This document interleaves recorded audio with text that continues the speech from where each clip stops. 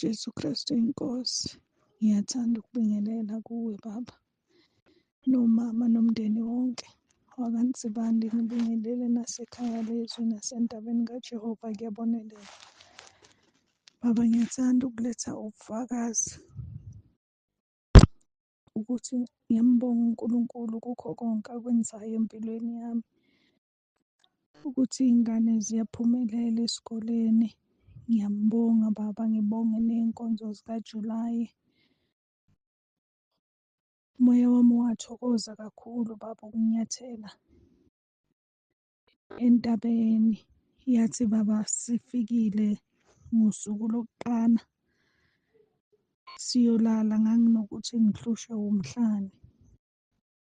Kwangathi mesisilala kwaba ngathi kune-ice ehamba emzimbeni ngemuva emhlane la. Yahamba into engenza 30 minutes nje. Uthe ngemva kwalokho buhlungu bonke, bahamba bonke. Ngakho ngiyambonga uNkulunkulu Baba ukuthi ngibe sekhaya lezwi. Siyabonga ney'mfundiso zakho. Impela Baba ugitshelwe.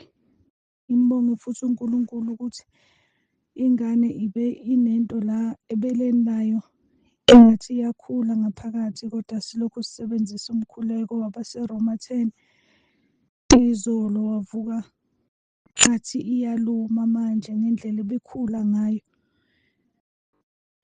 Inciphile manje. Ngakho ngiyambonga uNkulunkulu ukuthi konke ukufa uyakususa, futhi uma ukhuleka ngokukholwa umthemba, uhlala kuye, ulalela. Ayikho into endlula ukulalela wenze uthobeke. Ngakho siyambonga uNkulunkulu Baba ngempilo yakho. Futhi sithi malihambe ivangeli lishumayele iqiniso umhlaba wonke, ukuze kuzuzeke imiphefumulo ekufanele iye ekhaya ezulwini. Ngiyathanda ukukubonga nemindeni yonke. Siyabonga Baba nokuthi saphatheka kahle. Konke nje saphatheka kahle Baba. Siyabonga nomama. uNkulunkulu anigcine nemindeni yonke. Anibiyele. uJesu Kristu inkosi. Udumo uNkulunkulu kweliphezulu, ukuthula emhlabeni kubantu abathokozelwa nguye.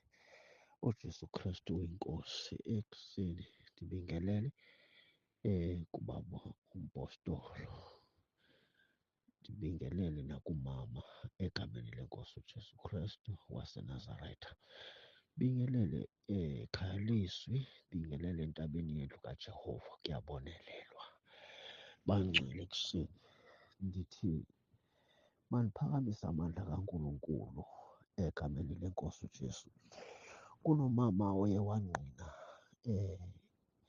wafakaza ngomntwana owayebeneproblem yesibindi egameni lenkosi uJesu. Endifuna ukumomeleza egameni lenkosi uJesu ukuthi nam ndingekabikho apha ekhaya lizwi ndandinaso eso sigulo, ndalala esibhedlele for 3 weeks egameni lenkosi. Wandinceda uNkulunkulu, wandiphilisa. Kwakuthiwa iliva yam eseyisele inye eseyisele, asikho esinye. But ngenxa yokuthi ndingene sendikholwa egameni lenkosi uJesu, bonke oogqirha babenganikezi ithemba, besithi ndizawubhubha. Kodwa kuvuka umoya ngaphakathi sithi not ngoku. Egameni lenkosi uJesu Kristu waseNazaretha wandipha amandla uNkulunkulu endaphila, wandiphilisa. Ndifuna ukuthi nomntwana uzophila egameni likaJesu. As long umzali ekholwa uzawuphilisa umntwana. Siyamethemba uNkulunkulu wethu. Sibulele kakhulu ngotata ngomsebenzi ongaka awumeleyo. Ndachukumiseka kakhulu uma ethetha ngendaba yokuthi apho bebephumele khona bekhona kwacase ukuthi ngenxa yengqela, ngenxa yokubanda kwabanzima kakhulu. Kwacase ukuthi ingqele iqobhoze ide iqobhozele nakwihitha zide zabambini, kodwa ngapha koko ayavakala. Akwavakala ubushushu behitha ngenxa yokubanda. ngenxa yokuthi emele umsebenzi kaNkulunkulu ezincamile. Ndakhumbula amazwi ayethethiwe, kwathiwa ndawuthuma bani ezantsi emhlabeni, wathi uYesu, umthuma mina Baba. Wama uthi utata wethu njengelo ngoYesu emela ihlabathi lonke. Sithi uThixo makabe naye ezintweni zonke, amfihle, ambiyele egameni lenkosi uJesu, Jesu Kristu inkosi. Amen. Jesu Kristu inkosi, ngiyabingelela kubaba nomama nebandla lonke lasekhaya lizwi. Ngithi nje uJesu Kristu inkosi. Bazalwane, ngiletha ubufakazi. Ngiye ngangena emkhosini ka-3 days, ngizithoba nje kuNkulunkulu, ngikhala kuNkulunkulu, nginxusa uNkulunkulu, ngenzela isimangaliso bangcwele. Kuye kwathi ngiphuma nje, immediately nje ngiphuma, kwakhona omunye umzalwane omthintayo uNkulunkulu. La ekhaya akusebenzi muntu, bazalwane. Abantwana bami abasebenzi, asisebenzi nje la ekhaya.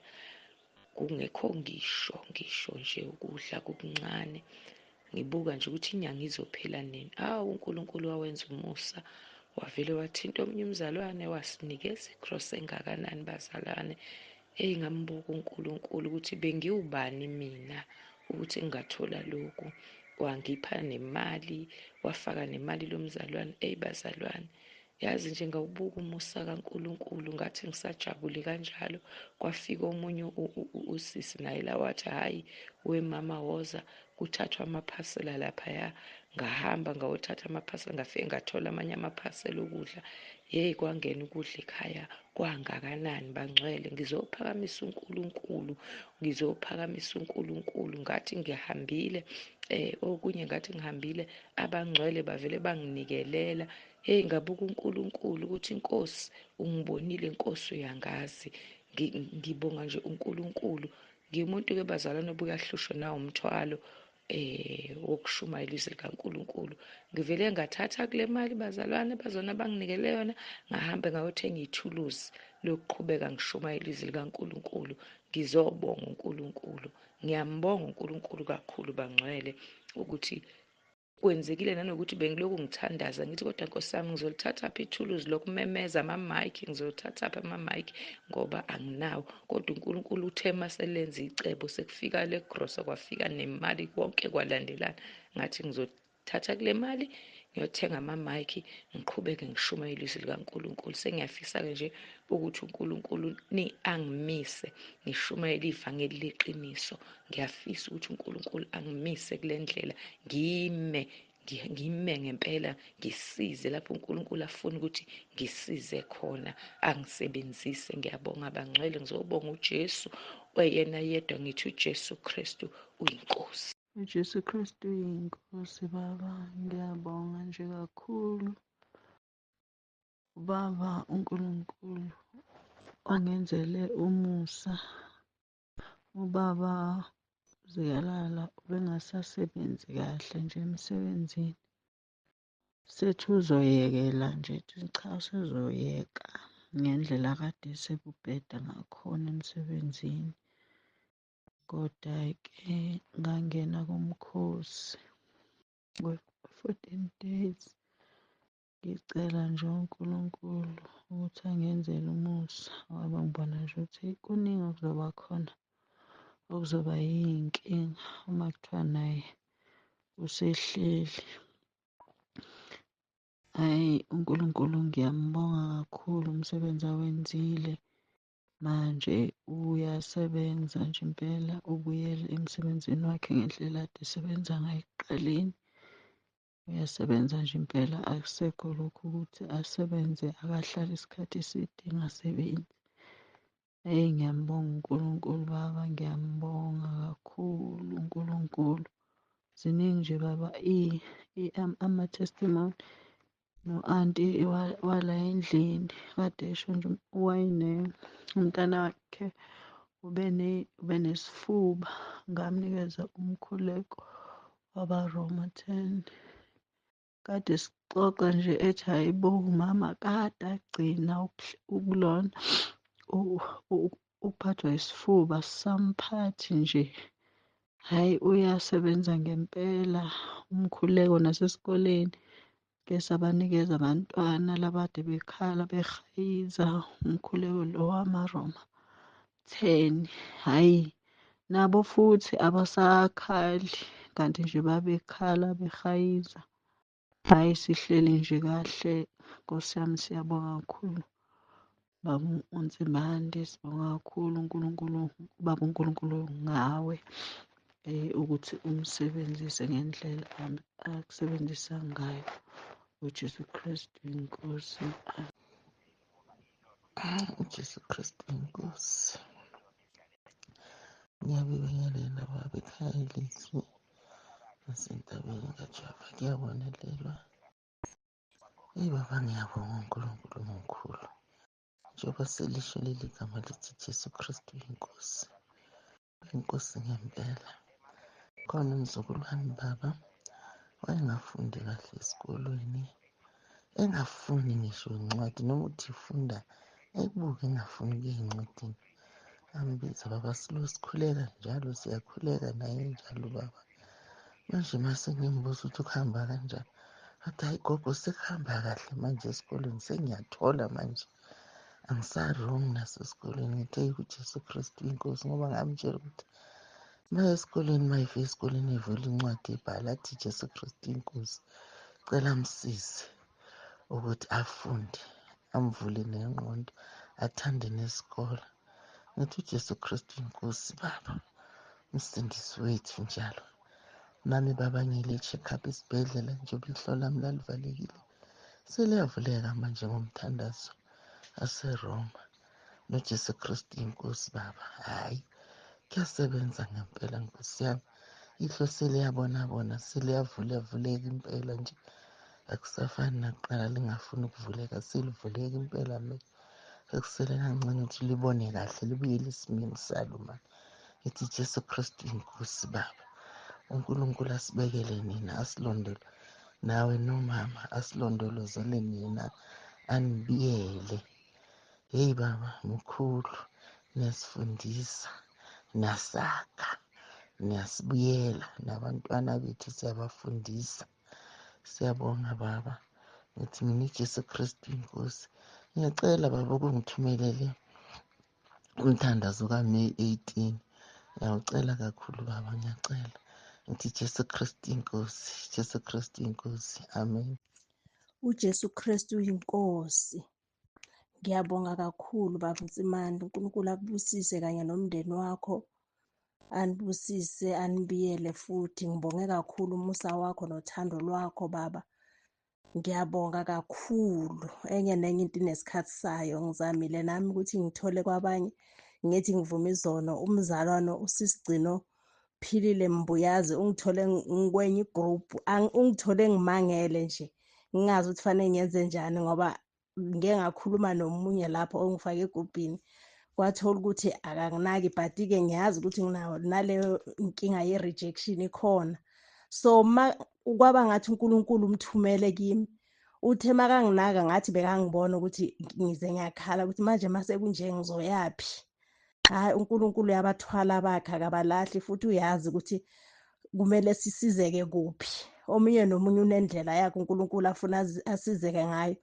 Kusho ukuthi bekungasizikhathi sami lapho bengikhona, but manje ngiyabona ubukhulu bukaNkulunkulu ngoba the way oyichaza ngakhona ngike ngakubona lokho ukuthi like ukuvunywa kwezono kuyasivimbela ey'ntweni eziningi. Bengimzalwane but bengingayazi inkonzo yokuvuma izono, bengikhuleka kuphela ngivume ekamareni kanjalo kanjalo, but uthola ukuthi ngiyabuyela emuva kulezo zono, kuloko kuyenzeka futhi sometimes kuze kube worse. So ngibonga uNkulunkulu ngothando lwakhe asinikezele kuwe, asivusele wena kulesi khathi samanje. Ekuboneni kwami ngike ngabona njengoba uthi uNkulunkulu uJesu siyambethela masingavuma izono. Kukhona la uNkulunkulu bekangibonisa esinye isono ngigula ukuthi impumelelo yami isekutheni bekangibonisa isiphambano. UJesu Kristu alenga esiphambanweni, asawopha igazi, asalenga esiphambanweni.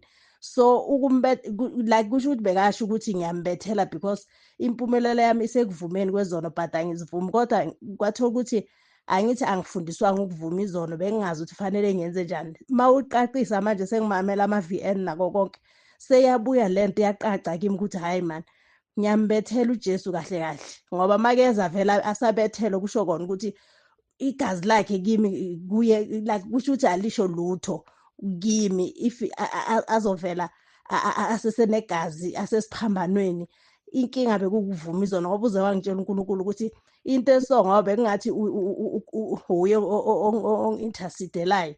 So uNkulunkulu ambuze ukuthi, ngicela ukuthi umbuze ukuthi lesona senzile sona ucabangani ngaso na. Hhayi, ngiyabonga kakhulu baba, uNkulunkulu akubusise uNkulunkulu, ngibonge kakhulu. Jesu Kristu inkosi, ngiyabingelela ubaba nomama egameni likaJesu. Ngibingelela abazalwane bonke ekhaya lezwi egameni likaJesu Kristu.